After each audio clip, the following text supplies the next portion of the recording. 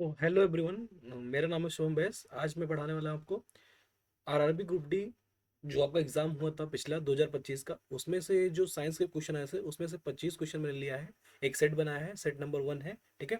इसमें जो क्वेश्चन हम करेंगे ये आपके आने वाले एग्जाम्स जैसे एएलपी हो गया, ग्रुप डी हो गया, टेक्नीशियन होगा, सारे एग्जाम्स में हेल्पफुल होगा। ठीक है। तो इस क्वेश्चन को पूरा देखेंगे, इस सीरीज को पूरा देखेंगे। जो मैं सेट ले आऊंगा वो आपके एग्जाम्स के लिए बहुत हेल्पफुल होगा। आगे जो भी एग्जाम्स होंगे उनमें से इनमें से क्वेश्चन आना ही आना है। ठीक है।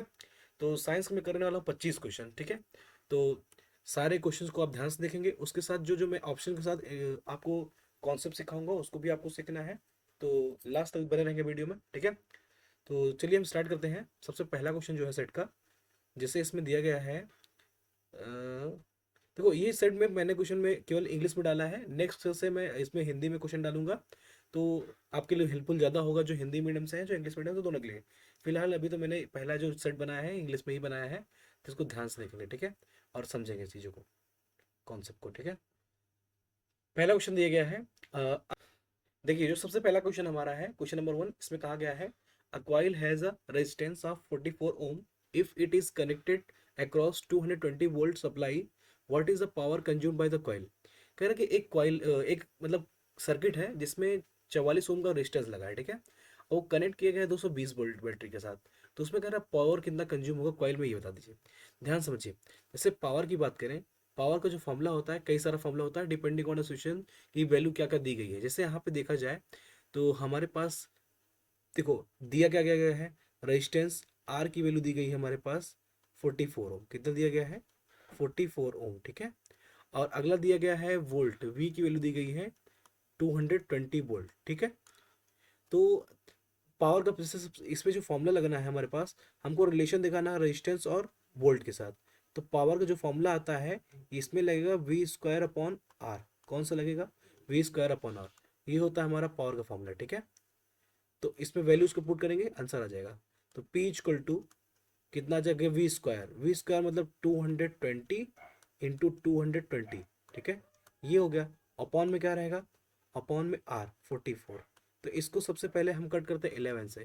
कितनी बार जाएगा? 11 से। 11 दूना 22, जीरो। ये कितना जाएगा? 11 चौक 44। तो यहाँ से 4 पंचे 20। अब 220 का आप 5 में गुणा करेंगे, कितना आ जाएगा? अगर 200 होता तो 500 गुणा करते 1000 था, 20 पंचे 100। तो 1000 प्लस 100 कितना हो जाएगा? ये आ जाएगा 1100। कितना आ जाएगा? 1100। इसकी यूनिट होती है वॉट। तो यहाँ पे पावर का क्या है हमारा पास वैल्यू? 1100 वॉट। तो इसके अकॉर्डिंग हमारा ऑप्शन कौन सा सही हो जाएगा? Option C is correct. ठीक है। ऑप्शन सी सही हो जाएगा। जैसे पावर के और फॉर्मूले की बात करें तो पहला फॉर्मूला होता है P equal to V I. जब आपको करंट और वोल्ट दिया गया तो P equal to V I use करेंगे। दूसरा एक फॉर्मूला होता है P equal to I square R. जब करंट और रेजिस्टेंस ही होगा तो आई स्क्वायर आर यूज करेंगे। ठीक है। अगर तीसरा मैंने यूज किया है P equal to V square upon R. ये दो होता है फॉर्मूला। ये किस में रिलेशन देता है? वोल्ट और मीन्स पोटेंशियल और रेजिस्टेंस में। एक फॉर्मूला होता है पी इक्वल टू, आप देखो work done per unit charge कितना होता है? वर्क अपॉन टाइम होता है पावर। वर्क की जगह पे हम इलेक्ट्रिसिटी में क्या यूज करते हैं? Electrical energy upon time. तो पावर का ये चौथा फॉर्मूला मान सकते हैं, तीसरा चौथा। ठीक है। तो इतने सारे फॉर्मूले पावर के यूज होते हैं। ठीक है। तो इसका ऑप्शन कौन सा हो गया? सी।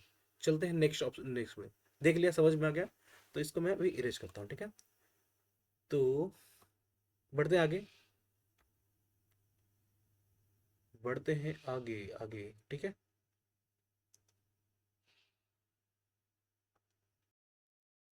नेक्स्ट दूसरा क्वेश्चन है the functional group which does not contain oxygen hetero atom is. In option में से आपको बताना है कि ऐसा कौन सा ऑप्शन होगा जिसमें ऑक्सीजन हेट्रो एटम नहीं रहता है। ठीक है। जैसे सबसे पहला बात करें, पहला ऑप्शन दिया गया है आपके पास अल्कोहल। क्या दिया गया है? अल्कोहल। अल्कोहल की बात करें अगर, तो अल्कोहल में आपने देखा OH ग्रुप आता है। कौन सा ग्रुप आता है? OH group. इसमें भी ऑक्सीजन होता है। और कीटोन की बात करें तो बीच में एक चैन के साथ कार्बन के साथ डबल बॉन्ड O आता है। इसमें भी ऑक्सीजन आता है, इसमें भी ऑक्सीजन आता है। कार्बोक्सिलिक एसिड की बात करें तो इसमें क्या होता है? C OOH आता है फंक्शनल ग्रुप। कौन सा आता है? COOH। इसमें भी ऑक्सीजन है, इसमें भी ऑक्सीजन है, इसमें भी ऑक्सीजन है। ये जो हमारा ऑप्शन बी है हेलो एल्केन, ये हमारा सही हो जाएगा। ठीक है। कैसे? जो हेलो एल्केन होता है, ऐसे बेंजीन टाइप में आपने देखा है, जो बेंजीन का आपका स्ट्रक्चर बनता है हेक्सागोनल, ठीक है, तो ऐसे इसी के ऊपर एक एक्स ग्रुप लगा हो। एक्स रिप्रेजेंट करता है हेलोजन को, किसको रिप्रेजेंट करता है, हेलोजन को, तो इसको बोलते हैं हेलो एल्केन। इस टाइप के स्ट्रक्चर क्या बोलते हैं, हेलो एल्केन। इसमें क्या ऑप्शंस होता है, ऑक्सीजन नहीं होता है, तो ऑप्शन कौन सा सही हो जाएगा, ऑप्शन बी सही हो जाएगा। बाकी अल्कोहल, कीटोन और कार्बोक्सिलिक एसिड तीनों में क्या पाया जाता है, ऑक्सीजन पाया जाता है, ठीक है। तो उम्मीद है जी समझ में आएगी आपको। तो आगे बढ़ते हैं, इसमें ऑप्शन कौन सा करेक्ट हो जाएगा, ऑप्शन बी करेक्ट हो जाएगा, ठीक है। आगे नेक्स्ट चलते हैं। अगला क्वेश्चन है, which are the following option which describe the term culture fishery. ध्यान समझिए, कह रहा है इसमें से कौन सा ऑप्शन है जिसमें बेस्ट एक्सप्लेन किया गया है फिशरी कल्चर को, किसको, फिशरी कल्चर को। देखो फिशरी वर्ड से आपको समझ में आ रहा है कहीं ना कहीं इसकी किसकी बात की जा रही है, ये फिशिंग की बात कर रही है, ठीक है। लेकिन ऑप्शन के अकॉर्डिंग हम समझेंगे ऑप्शन क्यों सही है। जैसे पहला दिया गया है catching fishes from marine water, नहीं। क्या क्या फिश केवल मरीन वाटर में होती है, नहीं, ये ऑप्शन गलत है। अगला है capturing fishes from artificial resources. देखो नेचुरल हो आर्टिफिशियल, उससे क्या मतलब है, केवल कैच करना होता है, तो कोई स्पेशल नाम पे हम टिक करें नहीं।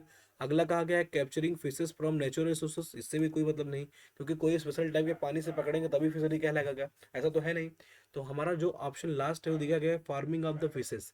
इसका मतलब है मछली पालन को ही फिशरी कल्चर करते हैं। कौन सा कल्चर करते हैं, फिशरी कल्चर। तो ऑप्शन डी इसका क्या हो जाएगा, सही हो जाएगा, ठीक है।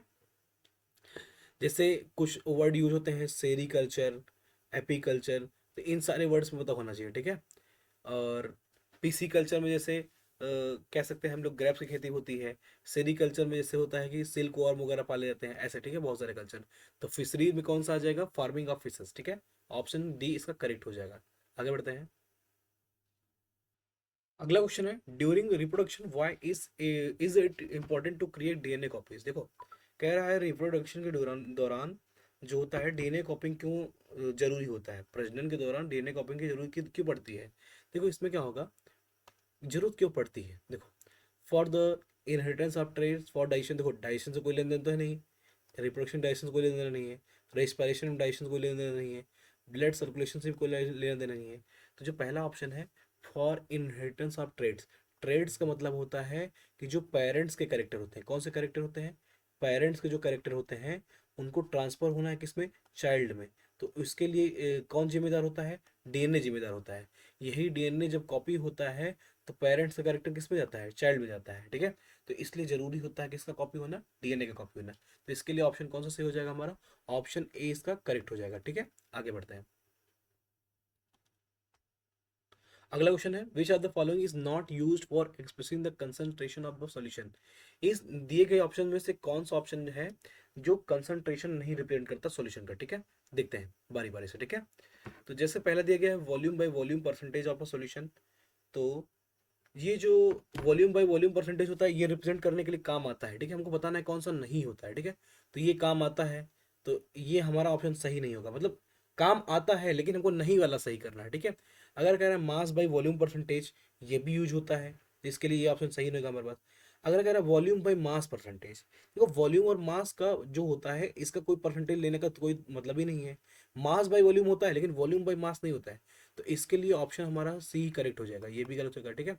तो कौन सा हो जाए, मतलब जो ऑप्शन ए है ये भी यूज होता है, बी भी यूज होता है, डी भी यूज होता है, लेकिन जो सी है, सी ऑप्शन जो है ये हमारा कंसंट्रेशन को रिप्रेजेंट करने के लिए यूज नहीं होता है, ठीक है। तो उम्मीद है ये भी समझ में आया होगा, सिंपल सा क्वेश्चन था। लेकिन इसमें कंफ्यूजन बहुत होती है, जैसे मास बाय वॉल्यूम ये यूज होता है, वॉल्यूम बाय मास ये यूज नहीं होता है। ध्यान देना, जब एम बाई वी बोलेगा तो ये यूज होता है, ठीक है, परसेंटेज के लिए, लेकिन वी बाई एम बोलेगा तो ये यूज नहीं होता है, ठीक है। तो इस तो उम्मीद है भी समझ में होगा। आगे बढ़ते हैं।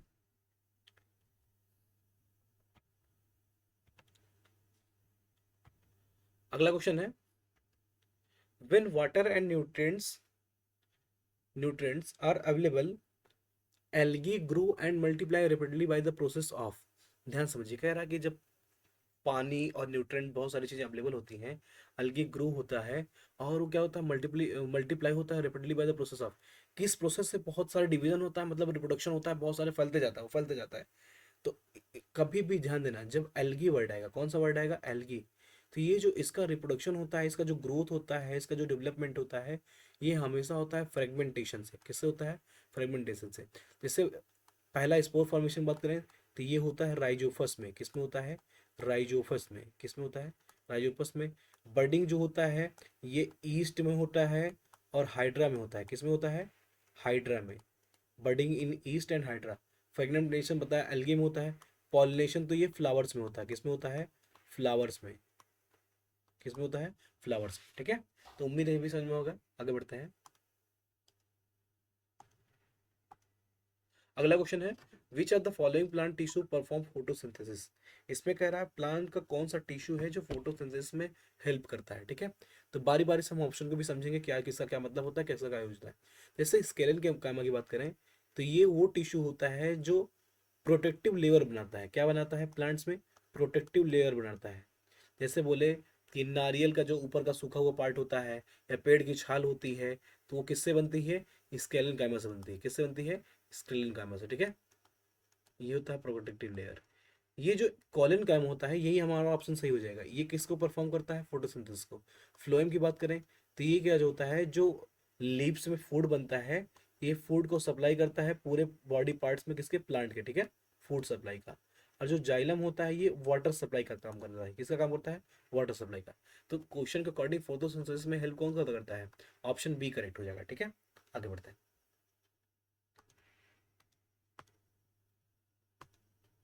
अगला क्वेश्चन है 8th number which are the following statement is correct. इनमें से दिया गया स्टेटमेंट कौन सा करेक्ट है? ठीक है, ध्यान देखो ऐसे क्वेश्चन जो होते हैं स्टेटमेंट फिजिक्स, ये फिजिक्स का क्वेश्चन है, वर्क का क्वेश्चन है, ध्यान समझेंगे।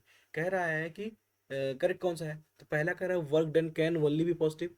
मतलब वर्क डन क्या हमेशा पॉजिटिव होता है? नहीं, हमेशा पॉजिटिव नहीं होता। अभी समझाता हूँ मैं, ठीक है, बारी से।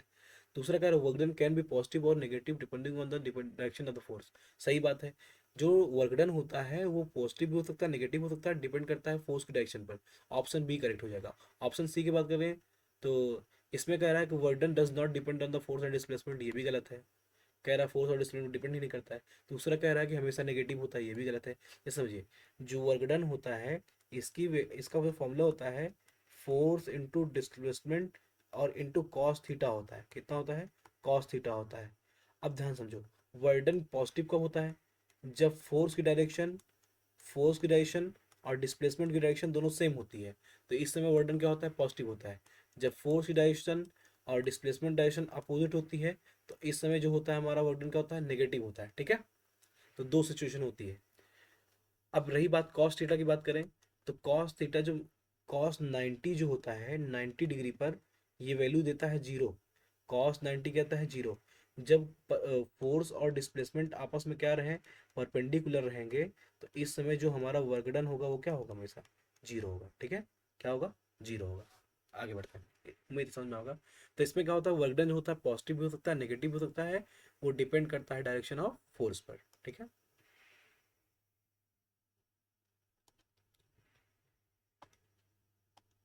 आगे बढ़ते हैं। When a thick glass slab is placed over printed matter, the letters appear raised. This is due to, कह रहा है कि जब एक ग्लास स्लैब को छपे हुए अक्षरों पर रखा जाता है तो अक्षर जो होते हैं उभरे हुए दिखते हैं। किसकी वजह से होता है?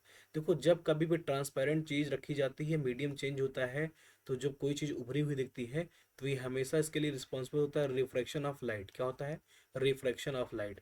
रिफ्रैक्शन में क्या होता है, जब लाइट एक मीडियम से दूसरे मीडियम में जाती है, ये मीडियम वन है मान लो, ये मीडियम कौन सा है? टू है। जब एक मीडियम से दूसरे मीडियम जाती है तो ये अपने ओरिजिनल पाथ से क्या होती है? डेविएट हो जाती है। डिपेंड करता है कि डेंसिटी किस पे है। ठीक है, डेंसिटी में चेंज होता है तो उसमें होता है क्या? रिफ्रैक्शन। रिफ्रैक्शन मतलब है change in the path of light on going from one medium to another. एक ट्रांसपेरेंट मीडियम से दूसरे ट्रांसपेरेंट मीडियम में जाती है तो लाइट का पाथ चेंज होता है। यही रिस्पॉन्सिबल होता है कि प्रिंटेड मैटर जो होता है ग्लास स्लैब रखने पर उभरे हुए दिखते हैं। ठीक है, तो कौन सा ऑप्शन सही हो जाएगा? Reflection of light. ठीक है, आगे बढ़ते हैं।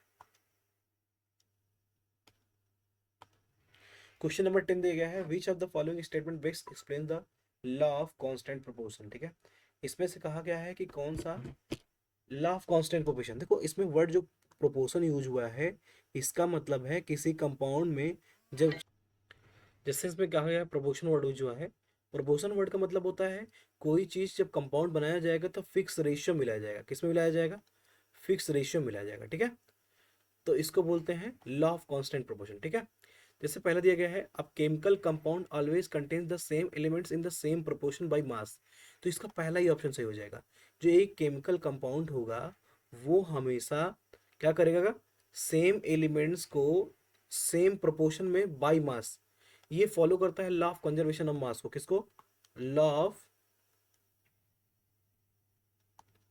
ऑफ कंजर्वेशन ऑफ मास को, ठीक है।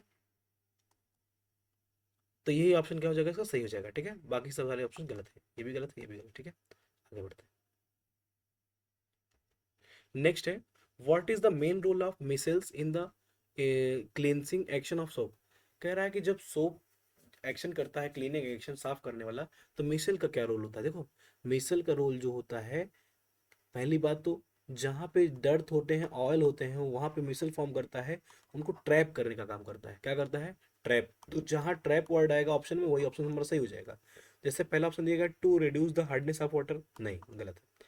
To increase the surface tension of the water, ये भी गलत है। अगला दिया गया है to trap and remove oil and dirt from the clothes, तो ऑप्शन सी इसका सही हो जाएगा। तो मिसल का काम होता है ट्रैप करना और रिमूव करना, किसको? ऑयल और डर्ट को, ठीक है। तो ऑप्शन सी इसका करेक्ट हो जाएगा, ठीक है। आगे बढ़ते हैं। अगला क्वेश्चन दिया गया, question number 12, through which method of the cell division the diploid chromosomes divided into haploid gametes.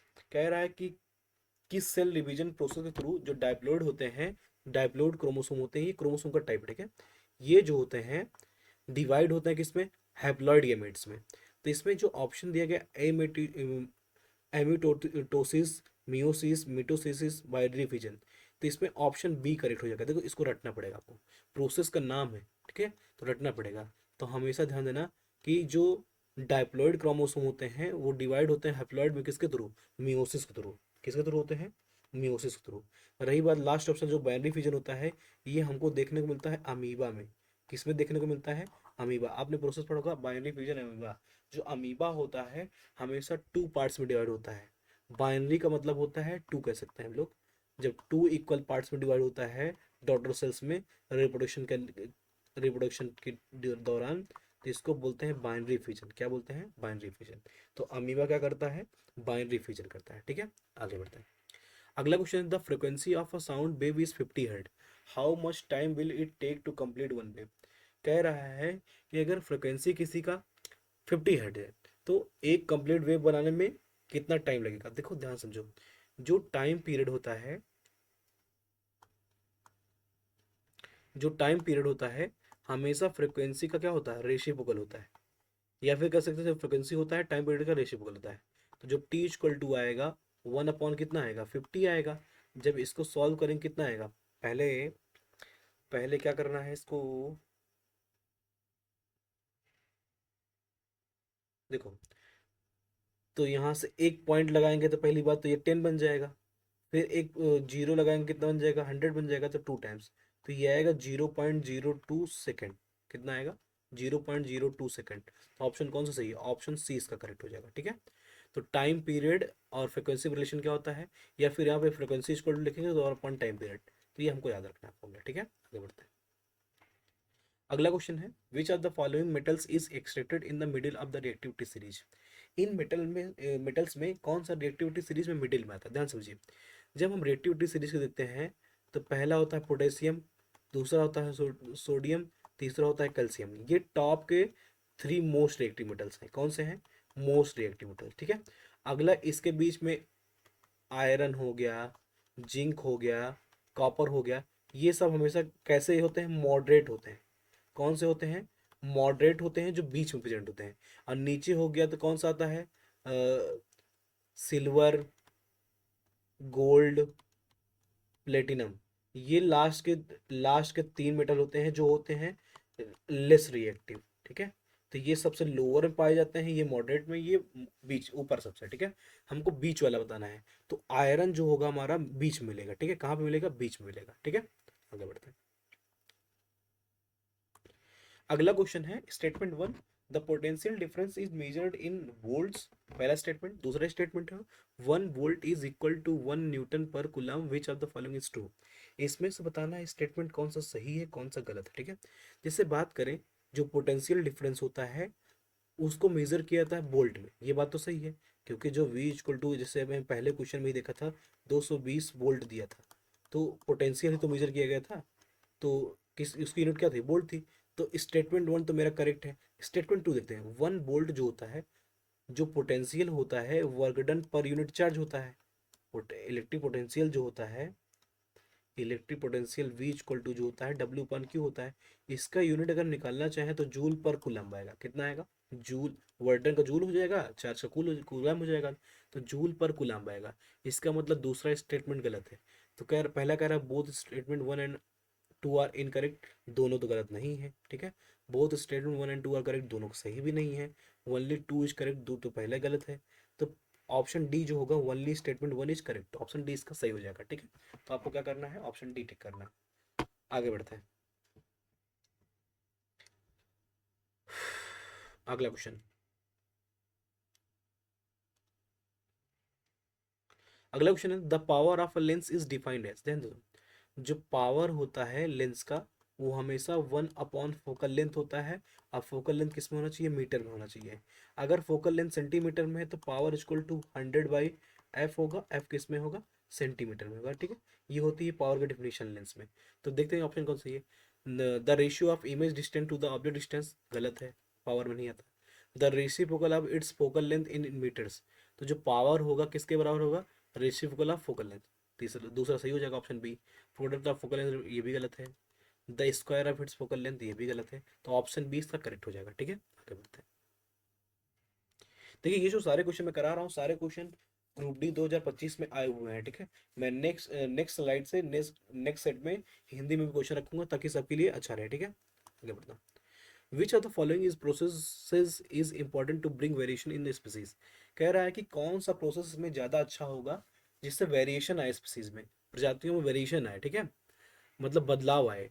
तो पहला करा हेटेरोट्रॉफिक न्यूट्रिशन, न्यूट्रिशन और रिप्रोडक्शन का कोई लेन देन ही नहीं, ऑप्शन गलत है। दूसरा है सेक्सुअल रिप्रोडक्शन, हाँ ये, क्यों, रीजन क्या है, इसमें दो पेरेंट, एक मेल पेरेंट एक फीमेल पेरेंट जो होते हैं वो एक साथ आते हैं रिप्रोडक्शन के लिए, जिससे दो लोगों का करेक्टर क्या होता है, पहले का करेक्टर मेल का फीमेल का दोनों का करेक्टर इंक्लूड होता है। इससे जो डॉटर सेल बनती है, कौन सी सेल बनती है, जो जो कह सकते हैं बच्चे होते हैं, चाइल्ड होते हैं, उनमें वेरिएशन देखने को मिलता है, एक नया करेक्टर देखने को मिलता है, ठीक है। तो कौन सा हो जाएगा, ऑप्शन बी करेक्ट हो जाएगा, ऑप्शन सी गलत, ऑप्शन डी करेक्ट, ठीक है। तो सेक्सुअल रिप्रोडक्शन जो होता है वेरिएशन में ज़्यादा हेल्प करता है, तो ऑप्शन बी करेक्ट हो जाएगा, ठीक है। आगे बढ़ते हैं। अगला क्वेश्चन है, विच of the following describes an example of uniform circular motion, कह रहा है इसमें से यूनिफॉर्म सर्कुलर मोशन किसको डिफाइन करता है, कौन सा डिफाइन करता है। तो जैसे पहला दिया गया, a fan blade rotating at a constant speed, ये तो सही है, एक फैन ब्लेड है, कांस्टेंट स्पीड से इसे गोल गोल रोटेट कर रहा है, तो ये भी सर्कुलर मोशन करेगा। तो ऑप्शन ए इसका करेक्ट हो जाएगा। ऑप्शन बी देखते हैं। पहली बात देख सकते हो ऑप्शन सही नहीं होते हैं, लेकिन गलत क्यों है ये भी बताते हैं। अब बॉल थ्रोन और वर्टिकली अपवर्ड, अगर किसी चीज को आप ऊपर फेंकते हैं वर्टिकली तो ये सर्कुलर मोशन थोड़ी कर रहा है। अ कार एक्सीलरेटिंग ऑन, रास्ते में कोई कार चल रही है तो क्या एक्सीलरेशन कर रही, तेज धीम हो रही, तो क्या सर्कुलर मोशन नहीं, गलत है। अ train moving on A track, ये भी सर्कुलर मोशन नहीं है। तो तीनों तो इसमें साफ साफ गलत है, ये तीनों तो साफ साफ गलत है। तो ऑप्शन ए इसका सही हो जाएगा, ठीक है। आगे question number 19, a body is drop from a height if it falls for 3 second, ठीक है। कोई बॉडी को ड्रॉप किया गया किसी हाइट से, ठीक है, 3 सेकंड में गिरती है, जी की वैल्यू 10 मीटर पर सेकंड है, तो फाइनल वेलोसिटी करना है, क्या करना है, फाइनल वेलोसिटी। ध्यान समझो, जब किसी चीज को ड्रॉप करेंगे तो इनिशियली उसकी वेलोसिटी क्या होगी, जीरो होगी। वी हमको निकालना है, ठीक है, और हमको टाइम दिया गया है 3 सेकेंड, ठीक है। अगला, जी की वैल्यू 10 मीटर पर सेकंड दी गई है, तो जब भी सेकंड स्क्वायर है ना ये, ठीक है, तो जब भी ऐसा दिया रहेगा तो हम जानते हैं कि v equal to U plus G T होता है। कितना होता है, ग्रेविटेशन के टर्म में यही जो इक्वेशन ऑफ मोशन होती है जी टी हो जाती है, एक की जगह जी आता है। तो v की वैल्यू क्या है नहीं पता है, u की जगह 0 रख दो, जी टी 10 × 3 रख दो, तो v की वैल्यू कितनी आ जाएगी, 30 मीटर पर सेकेंड। तो इससे यहाँ से ऑप्शन कौन सही हो जाएगा, ऑप्शन बी सही हो जाएगा, ठीक है। ये सिंपल न्यूमेरिकल है तो इसको यूज कर लो। देखो तीन फॉर्मूले यूज होते हैं बस। क्या होता है जैसे मोशन में तीन फॉर्मूले होते हैं, जहाँ जहाँ ए होता है उसको जी से रिप्लेस करना होता है, और जहाँ जहाँ पे एस होता है डिस्प्लेसमेंट, उसकी जगह पे हमको एच यूज करना होता है, ठीक है। बस इतना चेंज करना होता है। आगे बढ़ते हैं। अगला क्वेश्चन है 20 number question. The motion of a satellite orbiting the earth in a circular path at constant speed is a classic example of uniform circular motion. कह रहा है कि जो सैटेलाइट का मोशन होता है ऑर्बिट, अर्थ के ऑर्बिट में सर्कुलर पाथ में कांस्टेंट स्पीड से, वो एग्जांपल होता है सर्कुलर मोशन का। ये बात तो सही है। अब कह रहा है what property of this motion, कौन सी प्रॉपर्टी इस मोशन में prevents it's acceleration from being zero. इसमें से जो एक्सलेशन उसका घूमने वाला, वो उसको जीरो होने से कौन बचाता है, कौन सी प्रॉपर्टी, ठीक है। तो हम देखते हैं बारी बारी से ऑप्शन के अकॉर्डिंग। तो पहला कहा गया है the direction of the motion changes continuously at every point meaning the velocity is changing. देखो सर्कुलर मोशन क्या होता है, टेंजेंशियल वेलोसिटी काम करती है, हर पॉइंट पे उसकी डायरेक्शन चेंज होती रहती है। क्या होती है, चेंज होती रहती है, जिससे उसमें हमेशा क्या बना रहता है, एक्सेलरेशन बना रहता है। क्या बना रहता है, एक्सेलरेशन। उसकी वेलोसिटी चेंज होती रहती है, इसी वजह से उसका एक्सेलरेशन जीरो नहीं हो पाता है, ठीक है। तो ऑप्शन ए ही इसका करेक्ट हो जाएगा, बाकी सारे ऑप्शन गलत है, क्योंकि एक ही ऑप्शन सही है, ठीक है। करते हैं। नहीं समझ में आया तो फिर से बताता हूँ। कह रहा है कि अर्थ की ऑर्बिट में जो सैटेलाइट घूमते रहते हैं उनका एक्सेलरेशन जीरो क्यों नहीं होता है, किस प्रॉपर्टी थ्रू। उसमें क्या होता है, कंटिन्यूसली वेलोसिटी चेंज होती रहती है, एक्सेलरेशन उसका बढ़ता रहता है, पॉजिटिव रहता है, ठीक है। जीरो नहीं हो पाता है, यही इसका रीजन है। क्वेश्चन नंबर 21 है the fractional atomic mass of chlorine is due to which of the following. कह रहा है कि जो एटॉमिक मास है क्लोरीन का, वो फ्रैक्शनल क्यों है, किसकी वजह से। तो पहला दिया गया ऑप्शन प्रेजेंस ऑफ आइसोटोप्स, पहला ही ऑप्शन सही है, ठीक है। बाकी ये भी गलत है, ये भी गलत, ये भी गलत। आइसोटोप का मतलब क्या होता है, आइसोटोप्स ऐसे एलिमेंट्स होते हैं जिनका एटॉमिक नंबर अलग अलग होगा। क्या होगा, ठीक है, एक मिनट को। एटॉमिक नंबर,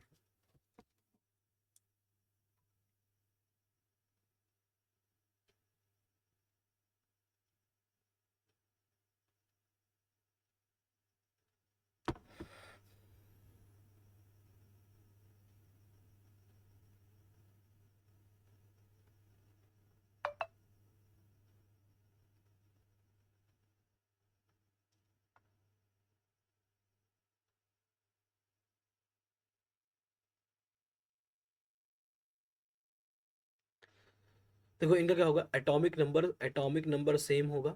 एटॉमिक नंबर जो होगा ये सेम होगा, जो मास होगा वो दोनों का डिफरेंट होगा, ठीक है। इनको बोलते हैं आइसोटोप, ठीक है।